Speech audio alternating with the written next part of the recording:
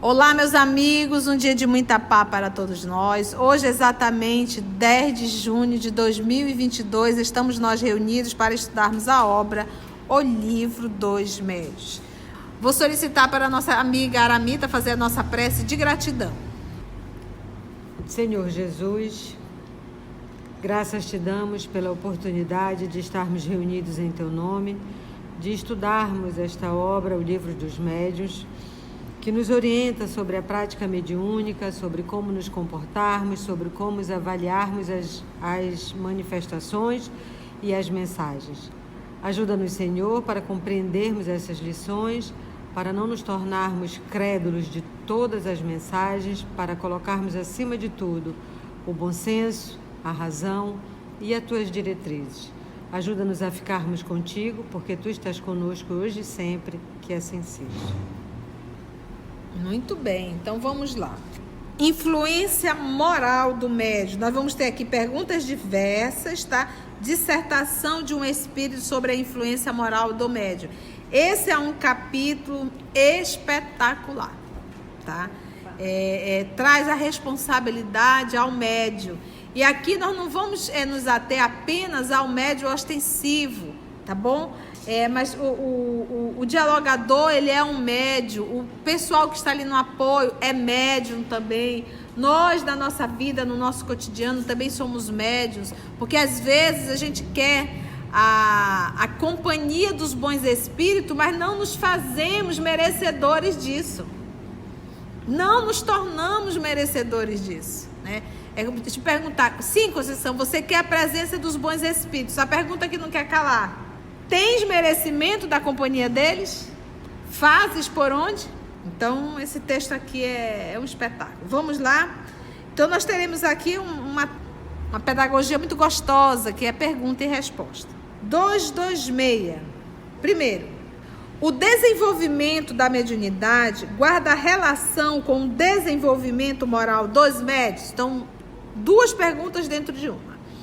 A palavra desenvolvimento, algumas pessoas dizem, mas mediunidade não se desenvolve, não se educa. Aí eu volto à fala dos espíritos. Olha, a palavra pouco nos importa, desde que vocês se entendam. Então, obviamente, quando o professor Allan Kardec utilizou desenvolvimento, é nesse processo de aprimoramento. A faculdade, ela está, e você vai aprimorar. Da mesma forma que você, de repente, pode nunca ter, antes de um estudo mediúnico, antes de um exercício da prática mediúnica, nunca manifestou ostensivo. E através do estudo, e depois você vai para a prática mediúnica, de repente começa a aflorar. Então, você tinha a faculdade, daí o termo desenvolver. Ela está, você só desenvolve. Uma planta, ela se desenvolve, mas a semente já está. Então, a palavra desenvolver é corretíssima, é desenvolver a semente que já está. Então, se você é um médium ostensivo, se você tem a faculdade, está latente, através do estudo e da prática mediúnica, você pode vir a desenvolver. Aí a pergunta é, o desenvolvimento da mediunidade, ela guarda uma relação com o desenvolvimento moral dos médiuns? Então, ou seja, uma vez que a pessoa se moralizou, desenvolveu a faculdade mediúnica? Essa é a pergunta. Ele diz assim, guarda uma relação, tem relação? A pessoa só desenvolve a faculdade mediúnica uma vez tendo desenvolvido a faculdade moral? Vamos ver a resposta? Não. A faculdade propriamente dita. Então, vamos pegar as obras que nós já estudamos. Paulo de Tarso, vamos pegar ele na condição de Saulo. Ele tinha alguma sensibilidade mediúnica? Nenhuma. Era uma madeira. E a gente consegue entender isso, eu gosto sempre de citar isso, no momento do apedrejamento de Estevão. Porque Jesus se fez presente. Estevão viu Jesus, mas Saulo não sentiu nenhum arrepio. E Jesus ficou frente a frente com Saulo. E Jesus olhava para ele assim, compadecido do que Saulo estava fazendo, do caminho que Saulo estava tomando. Então, Saulo absolutamente, era uma madeira, era uma pedra, era uma tábua. À medida que ele foi se espiritualizando, ele se tornou um médium ostensivo? Não. O que ele desenvolveu? A intuição. Mas ele não era médio psicofônico, médio de efeito físico, médio vidente, não. Ele foi desenvolvendo a intuição e lá já depois dos seus quase 50, 60 anos, ou seja, quase 20 anos de muita luta, ele passou a enxergar com os olhos da alma. Ele via imagens, né? Ele via algumas situações, alguns quadros isolados, como ele teve aquela visão que ele não sabia se estava acordado ou se estava dormindo, quando ele viu Estevão e Abigail, que é quando ela dá aquela série, né? Trabalha, espera, ama e perdoa. Então a gente pode desenvolver a intuição. Por quê? Porque como eu vou me moralizando, a matéria deixa de ter um domínio total sobre mim. E esse é um processo de evolução, né? O espírito sobrepôs-se à matéria. E Paulo de Tarso conseguiu fazer isso, né? Boa parte. Então aqui o desenvolvimento da faculdade, ele diz não. Ele diz, a faculdade propriamente dita, ela reside no organismo. Então o médio ostensivo, ele o é. E não tem absolutamente o fato dele ser médio, não está afirmando que ele tem conduta moral. Mas nós temos o péssimo comportamento de olharmos para todos os médios como um ser moralizado e superior. Tanto é que a gente idolatra. Nós tivemos um escândalo no nosso país recentemente com um médium, né, que faz cirurgias. E de repente todo mundo se surpreendeu com a atitude dele. Mas se tivesse estudado o livro dos médios, não teria se surpreendido. Então o fato de ser médio, isso não santifica ninguém. A faculdade mediúnica, ela está erradicada no organismo. É uma predisposição no organismo. A faculdade, ser médio. Eu não estou falando de qualidade, apenas da faculdade. Então ele diz, a faculdade propriamente dita, ou seja, a ostensiva, ela reside no organismo. Independe da moral, porque ela é neutra. É igual a inteligência. A inteligência ela é neutra, mas você pode usar ela tanto para o bem quanto para o mal. Araxes, ela está citando aqui que era do livro Há 2000 anos, Araxes. Araxes, médio, chamado feiticeiro, então, na época, e um médio realmente, a faculdade mediúnica, mas ele utilizava para o mal. Ele utilizava, por que o mal? Porque ele utilizava a faculdade para se servir, para se beneficiar. Ele cobrava, verdade? Eu acho que ele era até do Egito, não era? Era. Ele era do Egito. Agora ele faz a observação, aí ele fecha legal. O mesmo, porém, não se dá com o seu uso, o uso da faculdade, que pode ser bom ou mal. Então a faculdade mediúnica está de comum acordo com a faculdade moral? Não. O desenvolvimento moral? Não. Agora ela diz, o mesmo, porém, não se dá com o uso da faculdade, que pode ser bom ou mal.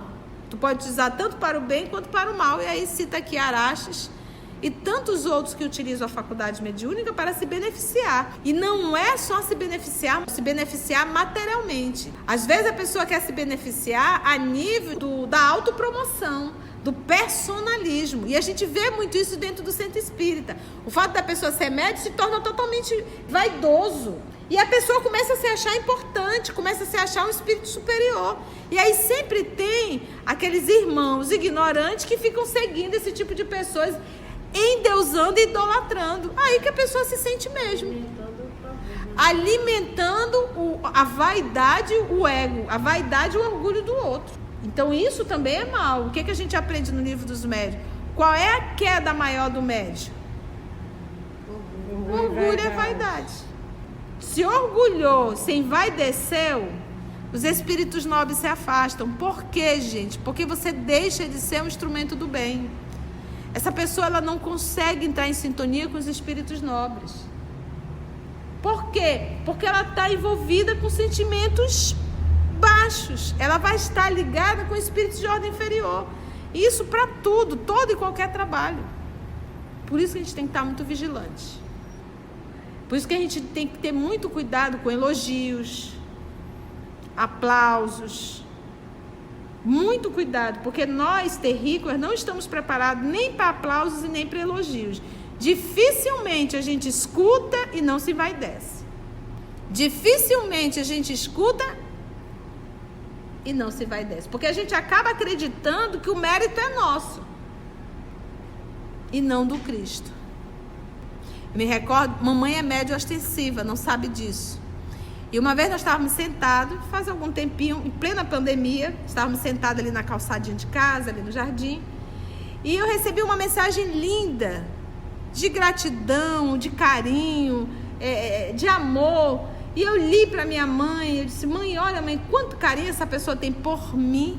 Olha, a mamãe deu aquela incorporada básica, que a gente já reconhece, né, o médio, olhou para mim assim, olho no fundo da minha alma e disse assim: não é por ti, é pelo que tu falas.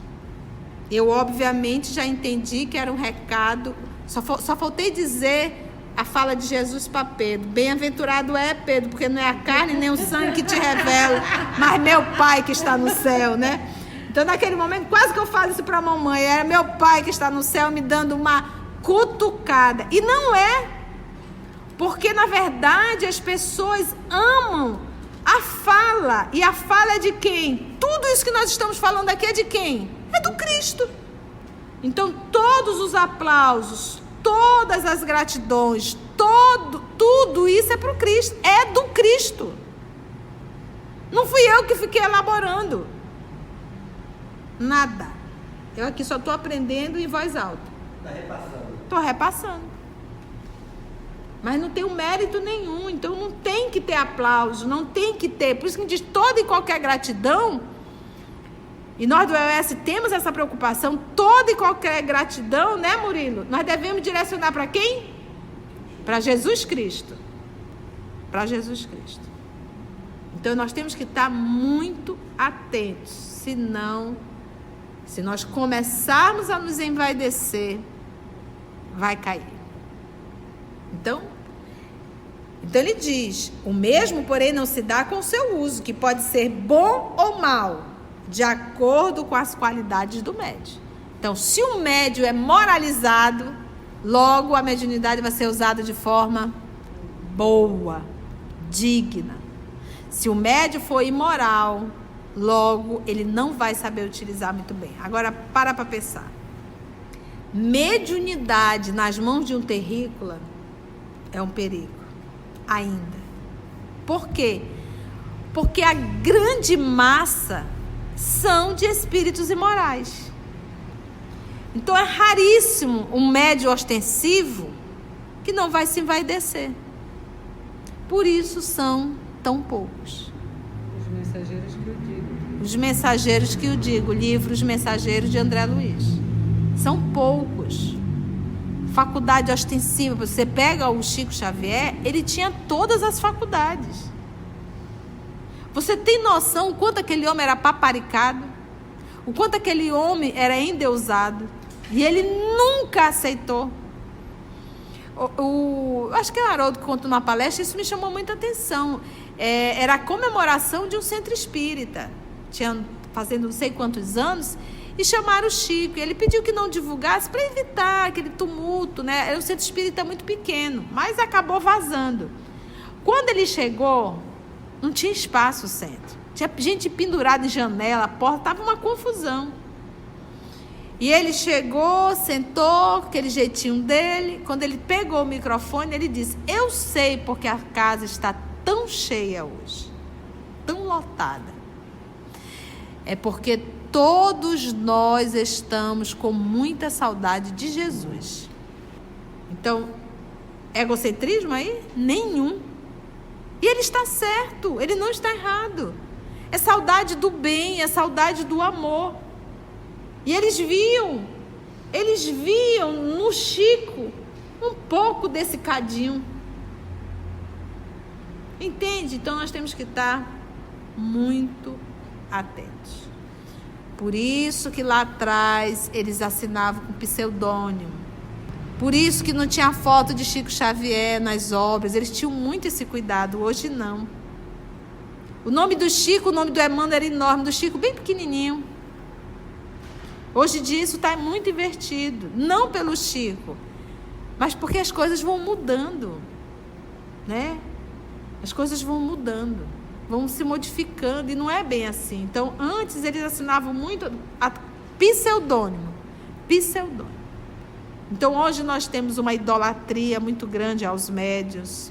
A gente participava dos congressos, era fila quilométrica. Para que isso, gente? O que está acontecendo? É para pegar autógrafo.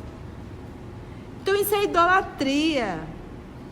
E a gente vai perdendo o bom senso. E imagina a pessoa, coitada, que é um terrícola, que está ali sentada, olha e diz: nossa, quantos à minha procura? Será que quem está lá sentado terá condições morais de não se envaidecer? Vamos para a questão de número 2. Sempre se tem dito que a mediunidade é um dom de Deus, uma graça, um favor. Por que, então, não constitui privilégio dos homens de bem? E por que se vê em pessoas indignas que a possuem no mais alto grau e a empregam no mau sentido? Se é um dom de Deus, por que Deus dá a pessoas que não têm condição moral? Resumindo, é isso que o professor disse: olha, sempre se tem dito que a mediunidade é um dom de Deus, uma graça, um favor. Por que então não constitui privilégio dos homens de bem? Por que ele não dá só para os homens de bem? Resposta: todas as faculdades são favores pelos quais a criatura deve render graças a Deus. Todas as faculdades. Ver, ouvir, falar, pensar, caminhar, tocar, tudo são dons divinos. Tem muitos que não enxergam, tem muitos que não conseguem falar, tem muitos que não conseguem caminhar, tem muitos que não conseguem raciocinar. Todas as faculdades são favores pelos quais a criatura deve render graças a Deus. Obrigada, Senhor, por eu falar, por eu ouvir, por eu enxergar, por eu caminhar, por eu pensar. Visto que há homens que estão privados delas. Poderias também perguntar por que Deus concede boa visão a malfeitores? Porque se for assim, né? Sim, é um malfeitor, por que ele dá visão? Olha, é um cientista péssimo, por que ele deu inteligência? Poderias também perguntar por que Deus concede boa visão a malfeitores, destreza a trapaceiros, eloquência aos que só utilizam para o mal, né? Tem pessoas que falam muito bem, que articulam muito bem, mas só para o mal. O mesmo se dá com a mediunidade. Se há pessoas indignas que a possuem, é que precisam dela mais do que as outras para se melhorarem. Esse aqui é o pulo do gato. Então, meus amigos, imagina você ser médium ostensivo, os espíritos falarem através do teu órgão fonador, os espíritos conversarem contigo através da audição, você vê os espíritos, e apesar de todos esses recursos, você não se esforça para se tornar um homem melhor.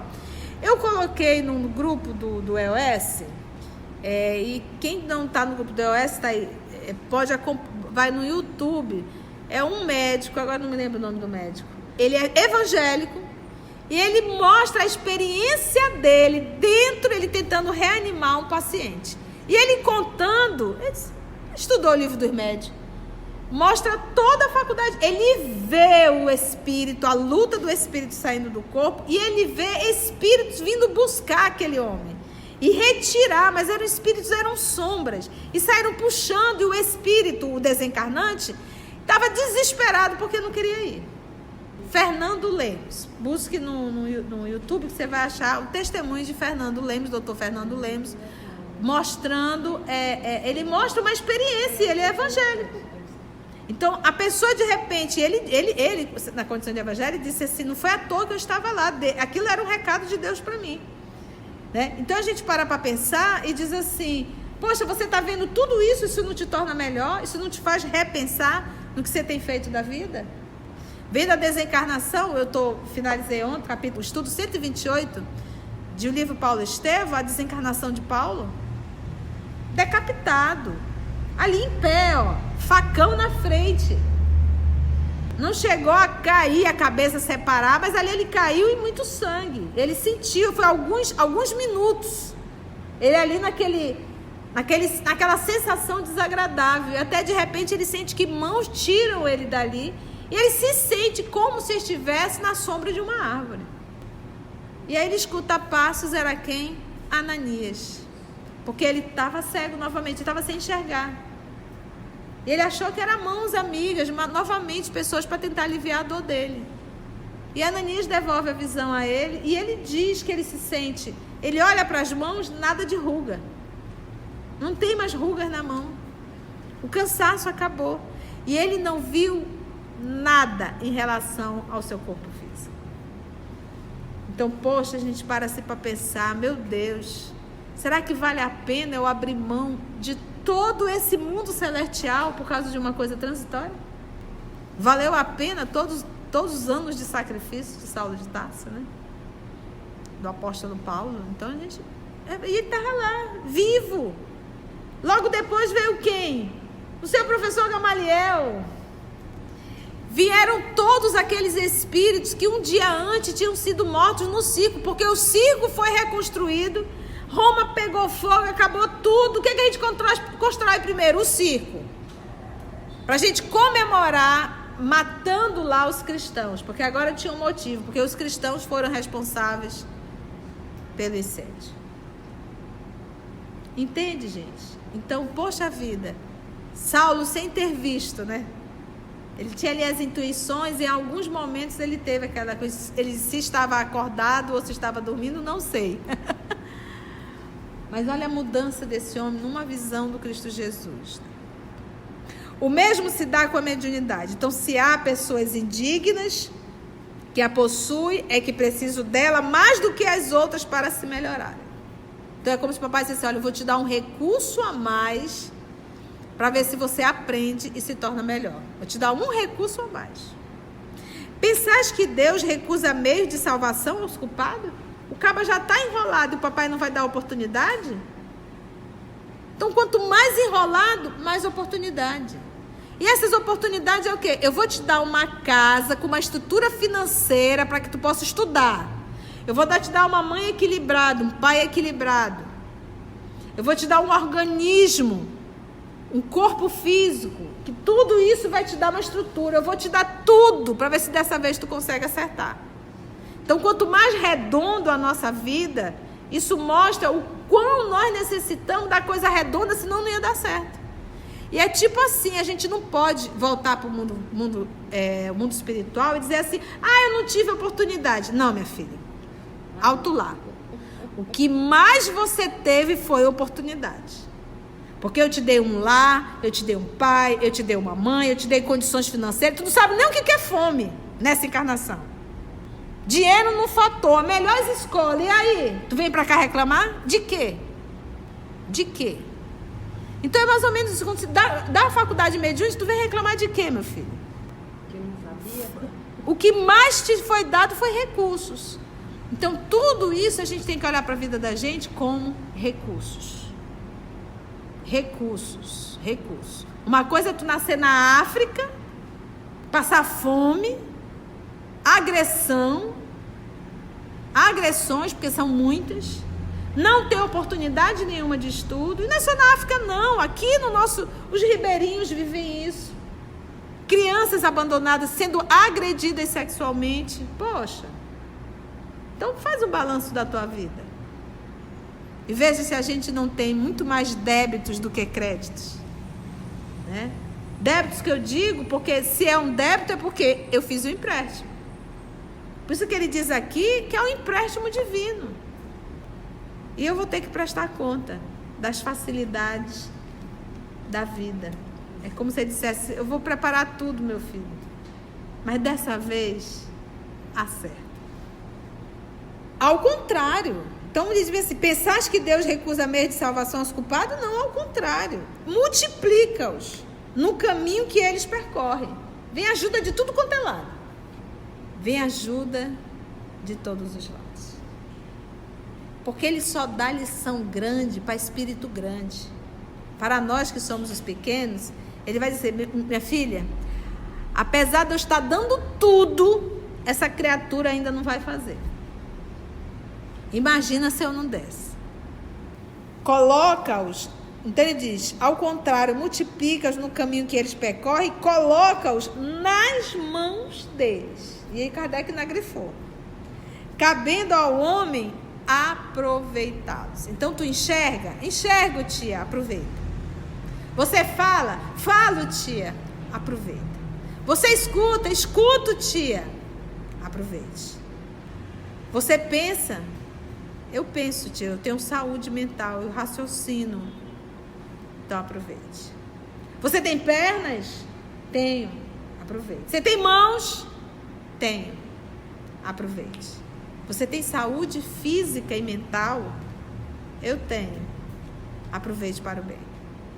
E a gente só cuida de si quando a gente aprende a cuidar do outro. Porque enquanto a gente cuida só de si, nós somos egoístas. E não estamos cuidando de nós mesmos. Estamos, na verdade, nos maltratando. Judas, o traidor, não fez milagres e não curou doentes como apóstolo? Ele não seguiu Jesus, ele também curou. Deus permitiu que ele tivesse esse dom para tornar ainda mais odiosa aos seus próprios olhos a traição que praticou. Tipo assim, poxa, eu sabia por que eu fiz. Certo, gente? Duas questões, um tanto enorme de reflexão. Antes de orarmos em agradecimento, vamos ouvir algumas considerações da tia que destacamos neste estudo para a reflexão dos ensinamentos. Vamos aos destaques da tia? Deixa eu te perguntar, sim, Conceição, você quer a presença dos bons espíritos. A pergunta que não quer calar: tens merecimento da companhia deles? Fazes por onde? Então, obviamente, quando o professor Allan Kardec utilizou desenvolvimento, é nesse processo de aprimoramento. A faculdade, ela está, e você vai aprimorar. Então, isso também é mal. O que a gente aprende no livro dos médios? Qual é a queda maior do médio? Orgulho e vaidade. Se orgulhou, se envaideceu, os espíritos nobres se afastam. Por quê, gente? Porque você deixa de ser um instrumento do bem. Essa pessoa, ela não consegue entrar em sintonia com os espíritos nobres. Por quê? Porque ela está envolvida com sentimentos baixos. Ela vai estar ligada com espíritos de ordem inferior. Isso para tudo, todo e qualquer trabalho. Por isso que a gente tem que estar muito vigilante. Por isso que a gente tem que ter muito cuidado com elogios, aplausos. Muito cuidado, porque nós, terrícolas, não estamos preparados nem para aplausos e nem para elogios. Dificilmente a gente escuta e não se envaidece. Porque a gente acaba acreditando que o mérito é nosso e não do Cristo. Então, quanto mais redondo a nossa vida, isso mostra o quão nós necessitamos da coisa redonda, senão não ia dar certo. E é tipo assim, a gente não pode voltar para o mundo espiritual e dizer assim: eu não tive oportunidade. Não, minha filha, alto lá. O que mais você teve foi oportunidade. Porque eu te dei um lar, eu te dei um pai, eu te dei uma mãe, eu te dei condições financeiras. Tu não sabe nem o que é fome nessa encarnação. Dinheiro não faltou, a melhor escola. E aí? Tu vem pra cá reclamar? De quê? De quê? Então é mais ou menos isso. Quando você dá a faculdade mediúnica, tu vem reclamar de quê, meu filho? Que não sabia. O que mais te foi dado foi recursos. Então tudo isso a gente tem que olhar para a vida da gente como recursos. Então faz um balanço da tua vida e veja se a gente não tem muito mais débitos do que créditos, né? Débitos que eu digo, porque se é um débito é porque eu fiz um empréstimo. Por isso que ele diz aqui que é um empréstimo divino. E eu vou ter que prestar conta das facilidades da vida. É como se ele dissesse: eu vou preparar tudo, meu filho, mas dessa vez acerta. Cabendo ao homem aproveitá-los. Então tu enxerga? Enxergo, tia, aproveita. Você fala? Falo, tia, aproveita. Você escuta? Escuto, tia, aproveite. Você pensa? Eu penso, tia, eu tenho saúde mental, eu raciocino. Então aproveite. Você tem pernas? Tenho. Aproveite. Você tem mãos? Tenho. Aproveite. Você tem saúde física e mental? Eu tenho. Aproveite para o bem. E a gente só cuida de si quando a gente aprende a cuidar do outro. Porque enquanto a gente cuida só de si, nós somos egoístas. E não estamos cuidando de nós mesmos. Estamos, na verdade, nos maltratando. Assim, concluindo o nosso estudo de hoje, E agradecendo o nosso Mestre Jesus por mais este momento de aprendizado, vamos orar? E assim agradecemos a Deus, nosso Pai, agradecemos a Jesus, o amor de nossa vida, agradecemos a espiritualidade amiga por mais um estudo, por mais um dia de reflexão. E se Deus nos permitir, até o nosso próximo encontro.